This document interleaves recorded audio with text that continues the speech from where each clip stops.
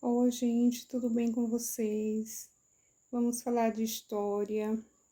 Como sabemos, este canal é dedicado justamente ao ensino da história e hoje vamos falar de um tema bem interessante sobre o questionamento do poder da Igreja Cristã.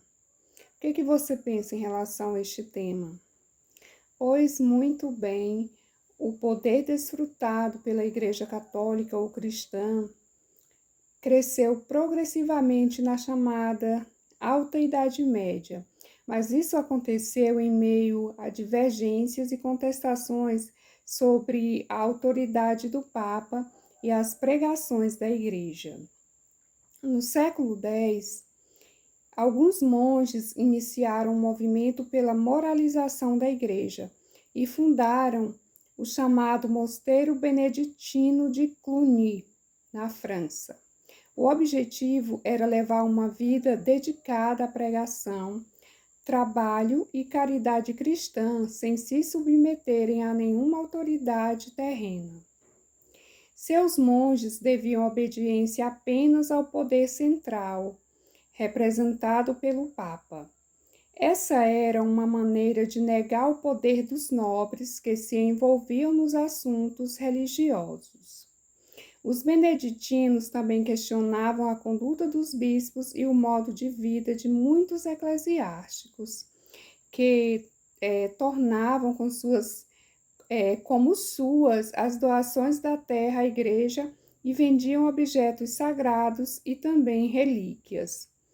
Em 1073, um dos monges daquele mosteiro foi escolhido para ser papa.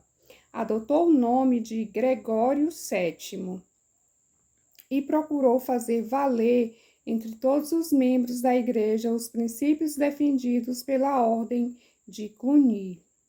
O Papa Gregório VII promoveu uma reforma para controlar, entre outras coisas, a interferência dos reis e imperadores nos assuntos da igreja.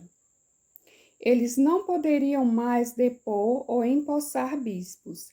Essa responsabilidade seria apenas do Papa.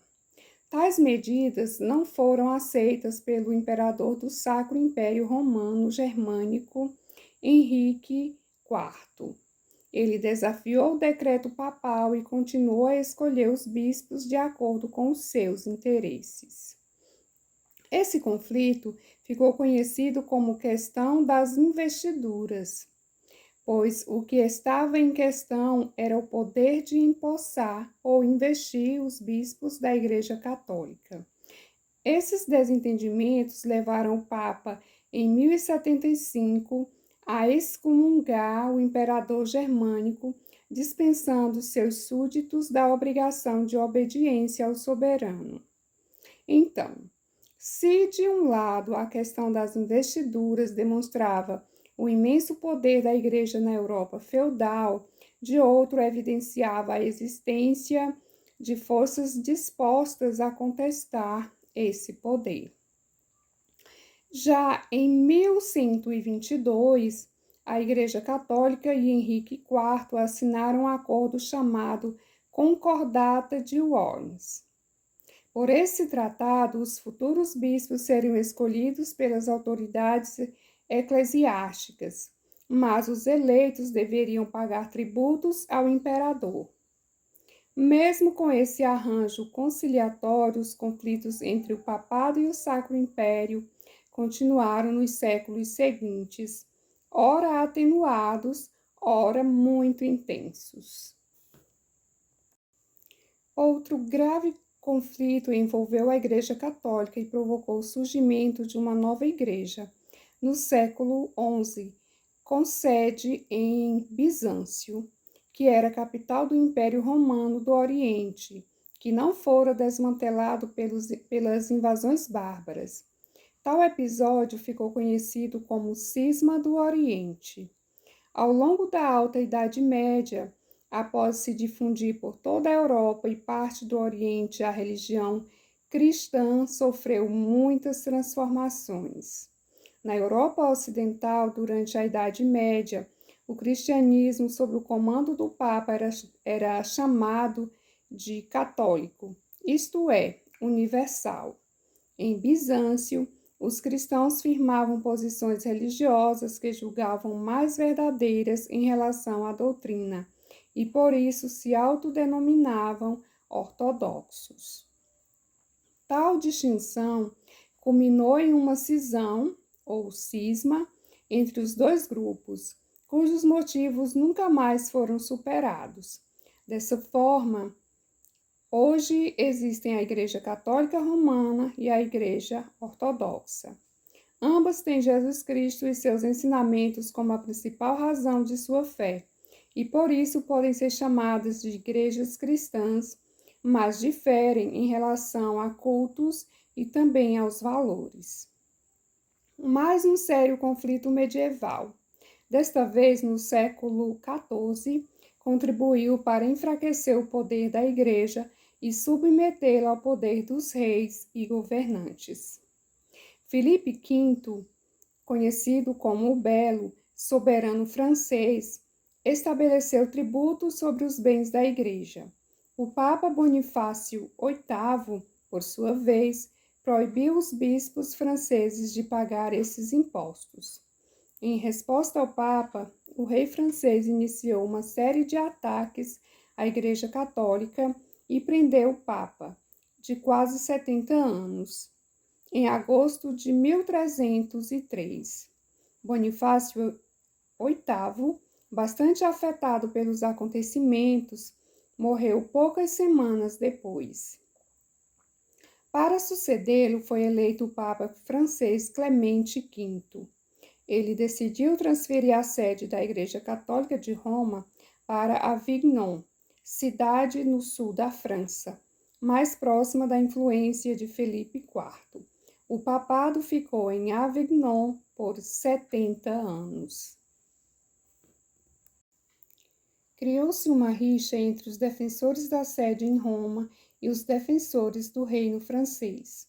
A situação se agravou em 1378, quando esses dois grupos escolheram o seu próprio Papa, e cada um deles reivindicou o direito de ser reconhecido como sucessor legítimo de São Pedro.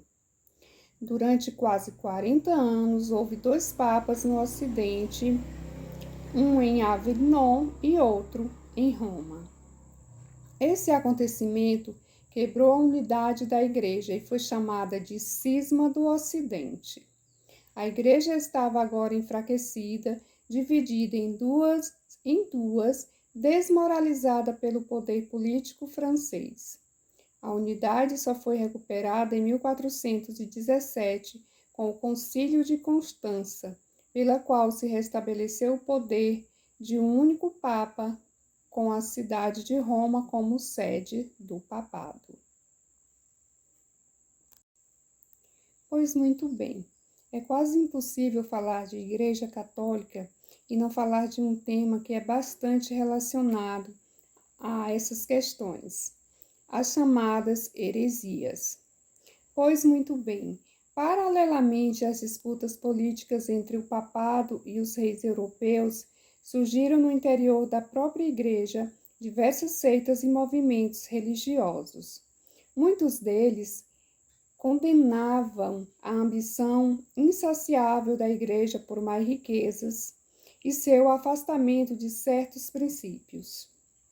A essas iniciativas de contestação das ideias e práticas católicas da Igreja atribuía o crime de heresia, e seus participantes eram denominados hereges. Entre esses movimentos, destacaram-se na Baixa Idade Média, em especial durante os séculos XI e XIII, a dos cátaros, também conhecidos como albigenses, e também a dos valdenses. Concentrados na cidade de Albi, na França, daí a denominação albigenses, os cátaros contestavam não só algumas instruções da Igreja, como também o modo de vida da maioria do clero, cujos atos eram apontados como contraditórios em relação aos seus ensinamentos. Os clérigos pregavam a pureza e criticavam o luxo, mas muitos viviam em meio à riqueza. Diziam que a salvação viria das boas ações dos homens, mas vendiam indulgências, perdoando os pecados em troca de benefícios. Também condenavam a prática de cobrar juros por empréstimos em dinheiro como uma forma ilícita de acumular riquezas, mas obtinham muitos rendimentos de suas terras. Contra essa situação problemática da Igreja, os cátaros pregavam a busca da perfeição e purificação. Esses defendiam uma doutrina apoiada na luta do bem contra o mal, do espírito contra a matéria. Os valdenses, por sua vez, seguiam os ensinamentos do francês Pedro Valdo, um mercador de Lyon que abandonou sua atividade e distribuiu sua riqueza entre os pobres. Decidido a seguir o ideal de uma vida de fé e de simplicidade. Os seguidores de Valdo faziam voto de pobreza, daí serem conhecidos como os pobres de Lyon. Contestavam a igreja oficial, o culto dos santos e ainda a crença na existência do purgatório. Os movimentos heréticos ameaçavam o poder da igreja, que passou a empreender uma verdadeira guerra contra eles. Para impedir sua expansão, o Papa Lúcio III decretou a excomunhão dos hereges em 1184. Esses também poderiam ser punidos de acordo com as leis dos reis e ainda imperadores. Um século mais tarde, esses movimentos ainda desafiariam o poder da Igreja Católica, que iria buscar por todos os meios prender e castigar quem considerava herege. Haviam sido criados em 1231, no papado de Gregório IX, os tribunais da Inquisição. Isto com o objetivo de interrogar e sentenciar os hereges. Já em 1270, o Papa Alexandre IV recomendara a utilização de métodos de tortura física para obter a confissão do herege ou puni-lo de forma exemplar. Com essa determinação, a administração do interrogatório e da sentença passou a ser de responsabilidade dos membros da Igreja, principalmente dos dominicanos. Basicamente por aí, curta esse vídeo. Até o nosso próximo conteúdo.